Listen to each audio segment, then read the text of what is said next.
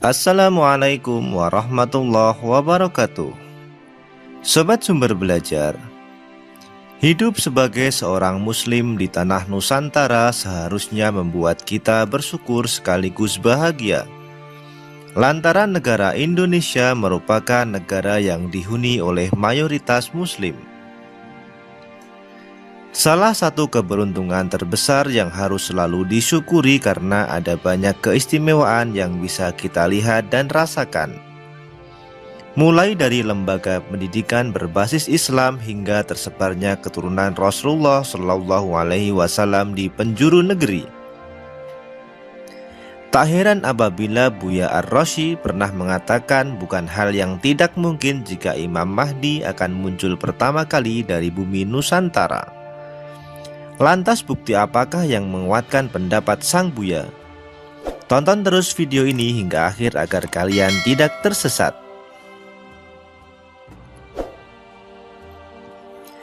Berbicara tentang Imam Mahdi sangat tak lengkap rasanya apabila kita tak mencari tahu alasan dibalik diutusnya sang utusan Allah ke permukaan bumi ini. Apalagi dalam beberapa hadis, Imam Mahdi selalu disebut sebagai sosok yang akan datang saat dunia sudah mendekati hari kiamat. Ada banyak faktor atau alasan yang mempengaruhi kemunculan Al-Mahdi. Beberapa di antaranya tersebarnya fitnah akhir zaman yang menguasai bumi dan mengakibatkan merajalelanya kezaliman.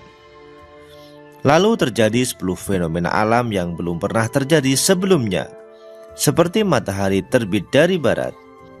Kemudian mengeringnya sungai Efrat, di mana dari dasar sungai tersebut akan terlihat emas yang menggunung, sehingga manusia-manusia serakah akan saling bunuh hanya untuk sebuah kekayaan.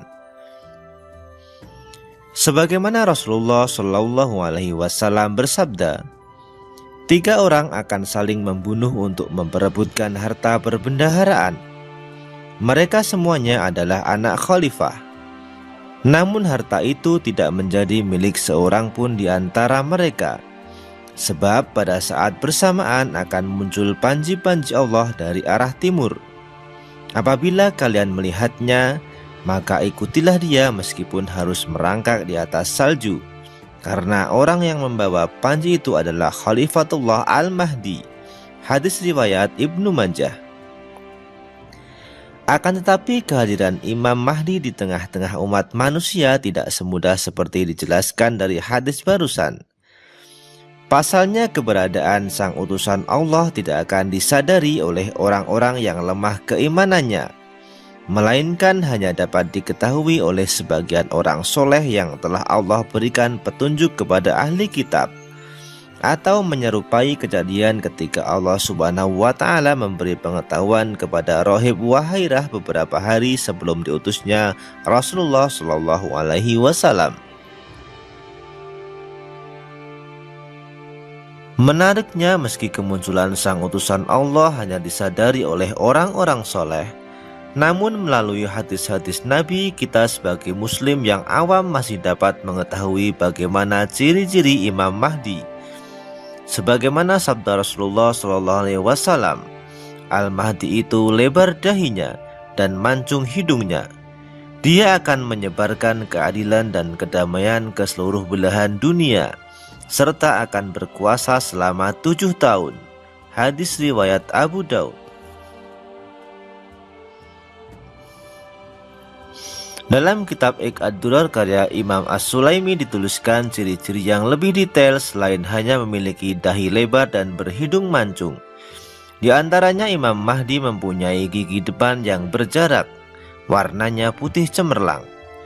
Beliau memiliki wajah tampan memancarkan cahaya bagaikan bintang-bintang yang sedang bersinar. Jenggotnya berwarna hitam, dan pada pipi bagian kanan terlihat jelas tahi lalat berwarna hitam. Bentuk matanya lebar dengan alis yang tidak tebal, ditambah kelopak mata kehitam-hitaman dari warna kulitnya. Beliau memiliki kulit seperti orang Arab pada umumnya, dan memiliki postur tubuh yang tidak terlalu tinggi serta tidak terlalu pendek. Dan yang lebih pasti pada pundaknya terlihat tanda-tanda bahwa beliau adalah seorang utusan Allah.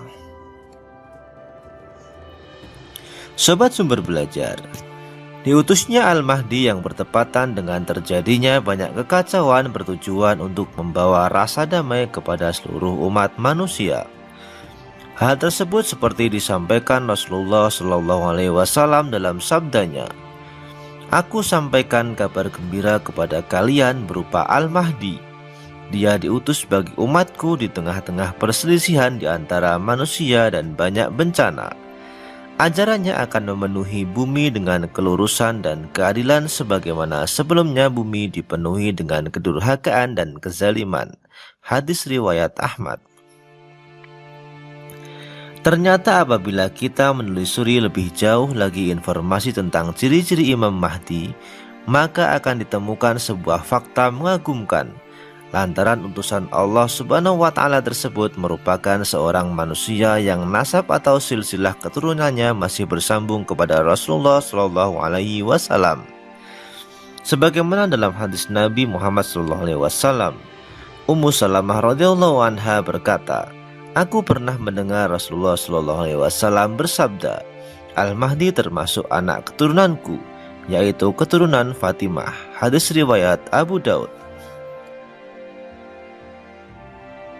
Mengejutkannya, berdasarkan penjelasan tentang asal-usul keturunan Imam Mahdi yang baru saja kalian simak, datang sebuah pendapat dari Buya Ar-Razi yang mengatakan bahwa Imam Mahdi bisa saja turun atau muncul pertama kali dari Indonesia.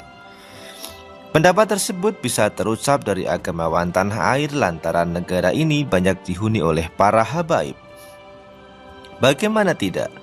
Dikutip dari berbagai sumber, jumlah keturunan Rasulullah SAW di Indonesia yang tercatat dalam beberapa tahun terakhir mencapai 1,2 juta orang.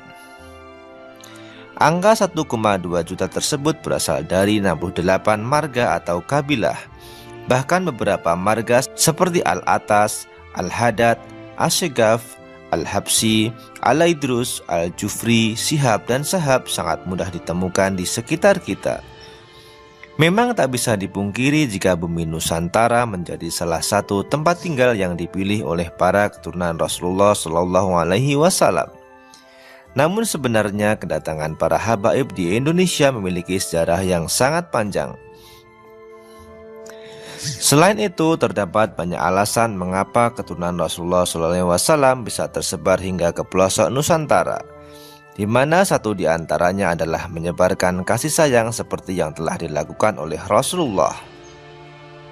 Mendengar jumlah habaib yang terbilang cukup banyak, wajar saja apabila Buya Ar-Razi menjadikan keadaan tersebut sebagai kemungkinan besar di mana Imam Mahdi bisa saja terlahir dari rahim bergaris keturunan Rasulullah yang saat ini sedang tinggal di Indonesia. Semoga hal ini dapat menjadi tambahan wawasan keislaman bagi kita semua. Wallahu a'lam bishawab. Assalamualaikum warahmatullahi wabarakatuh.